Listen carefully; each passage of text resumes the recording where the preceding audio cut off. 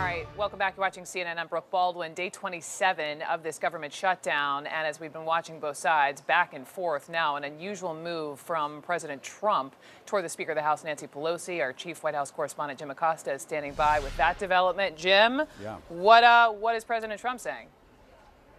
Well, our nation's capital has officially become a playground, Brooke. The president has responded in sort of a childish way, is the only way to describe it, to the House Speaker Nancy Pelosi, to her letter, essentially saying that the State of the Union will be postponed, or she asked that it be submitted in writing if the government is still shut down. This is the letter right here from the president. The press secretary, Sarah Sanders, I guess in lieu of having actual briefings here at the White House, just tweeted this out. It says, Madam Speaker, due to the shutdown, I am sorry to inform you that your trip to Brussels, Egypt, and Afghanistan has been postponed. We will reschedule this 7-day excursion when the shutdown is over in light of the 800,000 great American workers not receiving pay. I'm sure you would agree that postponing this public relations event is totally appropriate. It goes on to talk about how the president is going to continue to defend the nation's borders, and he's calling upon the speaker to join his strong border security movement, as he's calling it, to end the shutdown. But what this letter does not include, Brooke, is any kind of response from the president to what he's actually going to do about the State of the Union coming up on January 29th. We've been talking to our sources throughout the last 24 hours or so, and what we understand is that they're looking at a variety of options inside the White House. I talked to a White House official late last night who said, look, the president is going to show up at the Capitol on January 29th to deliver the State of the Union speech. And I talked to one Trump advisor earlier today who said that some of the betting is, and these are folks who egg on the president to some extent, but some of the betting is that Nancy Pelosi will fold in all of this and allow the president to deliver the State of the Union speech. And this advisor described the Trump-Pelosi battle right now as King Kong versus Godzilla, and will allow the viewers at home to decide which one is King Kong and which one is Godzilla. But this letter is not really I mean, just to offer an observation, not really a serious response to what the House Speaker said yesterday, which is you can't have a State of the Union speech at the Capitol on January 29th. So hang on a second. All right, so this is the president's volley. Now back to Speaker Pelosi. Does the president have the authority, Jim, to cancel these trips to Brussels, Egypt, and Afghanistan? Not only is she a member of Congress, she is the Speaker of the U.S. House of Representatives. Can he do that? Well, the letter goes on to say, obviously, if you would like to make your journey by flying commercial, that would certainly be your prerogative. I suppose the president is saying if the House Speaker would like to fly commercial on a commercial carrier, she can do that. But what the president is saying is that he's not going to allow government employees to be a part of any kind of excursion that the House Speaker would be on overseas, whether that be flying her, protecting her, and so on. And so, yes, this is sort of a back and forth that seems to be going on between the president and the House Speaker. But interestingly, and up until this point, we haven't seen it, no response from the White House to the House Speaker saying yesterday you can't give a State of the Union speech on January 29th. This letter right here, saying that he could cancel her upcoming travel plans, is about the closest thing we've come to any kind of official response from the White House to the House Speaker and her letter about the upcoming State of the Union speech, Brooke. Okay. The mystery continues. What can I tell you? Yeah, it does. ...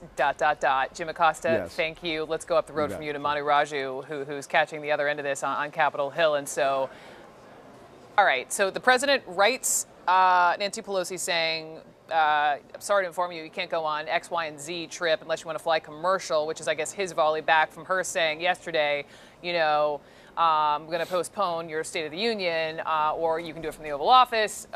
Does the president have the authority to cancel her trips? Let's start there. Well, members of Congress take trips paid for by their appropriations here on Capitol Hill. This is approved through the various committees that are in charge of traveling over specific issues. That's how that is doled out. Now, she does fly on a military jet, and what apparently the White House is referring to is that they would try to prevent her from flying on a military jet to these overseas trips. She gets that type of protection as the Speaker of the House, as someone who is in line in succession to the president behind the Vice President of the United States. She is afforded that protection. So the question is the president trying to take steps here to prevent her from flying in that jet overseas on these trips. I don't think it's entirely clear yet from what the White House is suggesting, but that's why they're saying they're canceling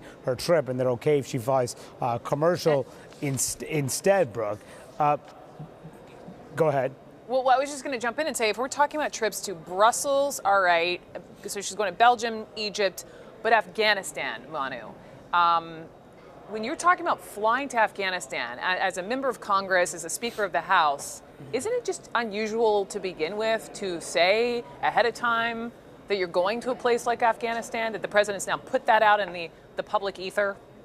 Yeah, that's new. That was certainly news up here on Capitol Hill. Not many people were aware of her trips overseas, particularly in a dangerous war zone like Afghanistan. So it's uncertain what's going to happen. I've reached out to the Speaker's office for any reaction. I don't have anything yet. Of course, it's just breaking. I'm certain that they probably just learned this on Twitter like virtually everybody else here. It's also uncertain exactly what the president decides to do and what would happen if the Speaker decides not to accommodate the president at all on January 29th, that initial date going forward. Some Republicans have suggested that he deliver it in the United States Senate, which is controlled by Republicans. Well, that's not so easy either, because Republicans there are various procedures you have to do in the United States Senate, some of which require unanimous consent, and a body that's divided between Republicans and Democrats. Hard to see that happening, and it's such a partisan issue. It's without precedent for him to do something like this and come and deliver it to the United States Senate.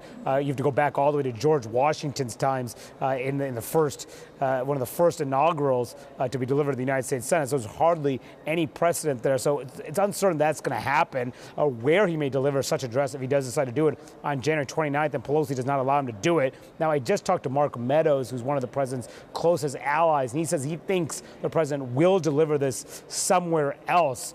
So what does that mean in the White House? That's still unclear, but the Pelosi herself told me today, Brooke, that she has not heard any sort of formal response or any response from the White House from her letter from yesterday morning asking for a delay in the State of the Union. So this appears to be their first official response to try to say that they were going to take steps to prevent the Speaker from traveling overseas on official travel. So this is a response to the Speaker trying to push back this State of the Union date, saying, well, you may not be able to travel overseas. We'll see how the Speaker responds, but a tit for tat of sorts, and also not much closer to any deal to resolve what's at stake here, a government shutdown that's going to carry on into 30 days or so into next week, given that both the House and the Senate are expected to be out after today up until after Martin Luther King Day next week, Brooke. All the while, 800,000 Americans are going to work and not getting paid. Manu, I'll let you grab some more reaction. Thank you so much for jumping up with us on this breaking story. Gloria Borger, let me get your perspective. And I'm still kind of back on, Jim Acosta referring to Washington as a playground. And then the only phrase that comes to mind is nanny, nanny, boo-boo. Right. Sandbox. Get out of the sandbox.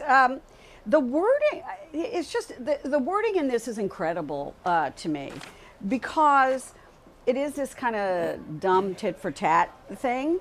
But he calls, first of all, I'm not sure he can postpone her trip, but let's just leave that aside. Yeah.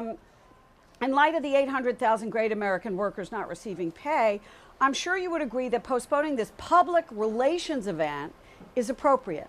Now, this is a president who went to Iraq not too long ago. I don't know whether he would call that a public relations event. But most of the members of Congress, in fact, all of the members of Congress that I know who go to places like Afghanistan, A, it's not announced publicly. B, sometimes we never find out about it. They can talk about it when they get back. But they go to places like Afghanistan because they want on-the-ground information about what is exactly going on there.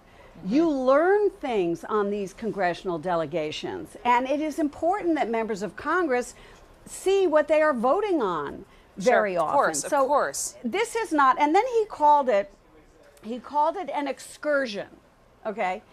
This is not to a war zone. To a war zone, right. This is not an excursion to the beach, okay? This is a congressional delegation, I presume, to a war zone and other places along the way, but the president seemed to be making light of any kind of trip that she would take to a place like Afghanistan, which is an important place for the Speaker of the House to visit.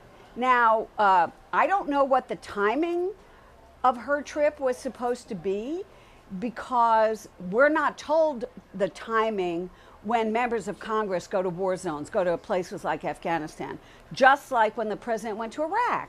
We were not told in advance about his trip to Iraq. You don't announce these things. So this seems silly to me, honestly, and the real world out there looking at this will go, come on, kids, time for a nap.